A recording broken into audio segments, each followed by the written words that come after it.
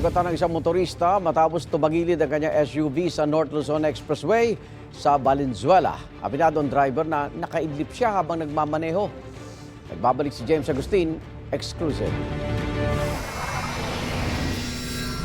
Tumagilid ang isang SUV matapos maaksidente sa northbound lane ng North Luzon Expressway o NLEX bago mag-smart connect kaninang pasado alas 3:30 ng madaling araw.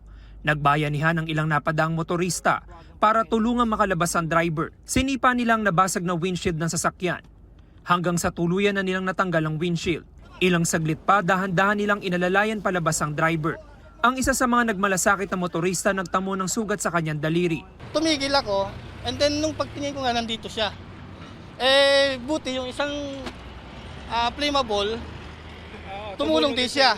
Oo, nag-combine na kami. Gusto namin matagal kasi umuusok. Kailangan namin mailabas siya kaagad from the rescue. Nagtamo naman ng gasgas sa braso ang 48 anyo sa driver ng SUV.